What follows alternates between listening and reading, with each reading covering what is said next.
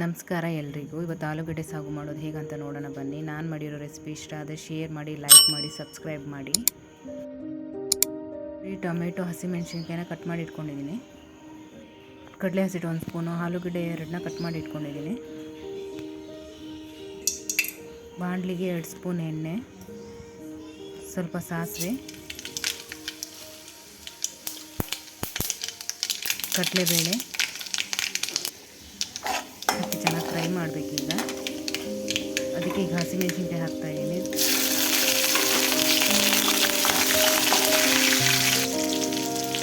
ದೊಡ್ಡದೊಂದು ಈರುಳ್ಳಿ ಕಟ್ ಮಾಡಿ ಇಟ್ಕೊಂಡು ಹಾಕ್ತಾಯಿದ್ದೀನಿ. ಈಗ ಚೆನ್ನಾಗಿ ಫ್ರೈ ಮಾಡಬೇಕು. ಅದಕ್ಕೆ ಸ್ವಲ್ಪ ಕರಿಬೇವು ಸೊಪ್ಪು ಹಾಕ್ಕೊಳ್ಬೇಕು.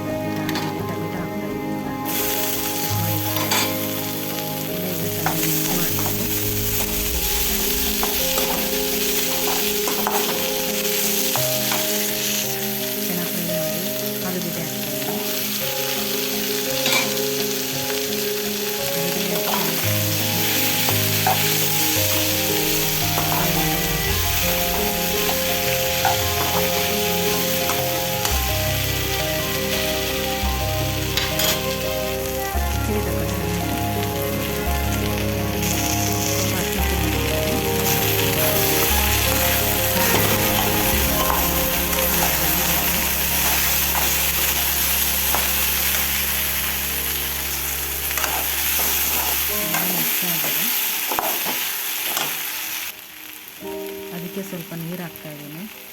1 ಗ್ಲಾಸ್ ಅಷ್ಟು ಹಾಕಿ ನೋಡಿಕೊಂಡು.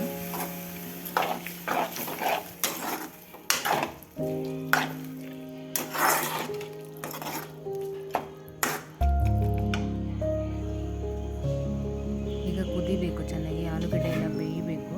ಪ್ಲೇಟ್ ಮುಚ್ತಾ ಇದ್ದೀನಿ. 5-10 ನಿಮಿಷ ಬೇಕಾಗುತ್ತೆ. ಈಗ ಬೆಂದಿದೆ. ಒಂದು ಆಲೂಗಡ್ಡೆ ಪೀಸ್ ತೊಗೊಂಡು ಅಲ್ಲೇ ಕಟ್ ಮಾಡಿ ನೋಡ್ತಾ ಇದ್ದೀನಿ. ಬೆಂದಿದೆ. ಈಗ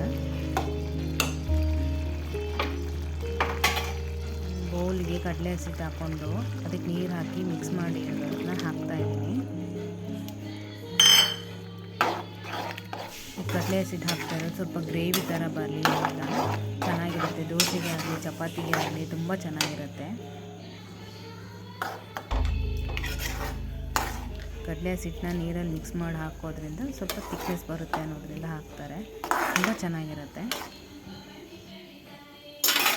ಅದನ್ನು ಹಾಕಿ 5-10 ನಿಮಿಷ ಚೆನ್ನಾಗಿ ಕುದಿಬೇಕು. ನೋಡಿ ಕುದಿದಿದೆ. ಈಗ ರೆಡಿ ಆಗಿದೆ.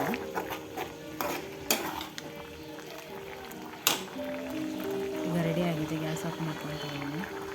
ನಾನು ಮಾಡಿರೋ ರೆಸಿಪಿ ಇಷ್ಟ ಆದರೆ ಶೇರ್ ಮಾಡಿ, ಲೈಕ್ ಮಾಡಿ, ಸಬ್ಸ್ಕ್ರೈಬ್ ಮಾಡಿ. Thank you.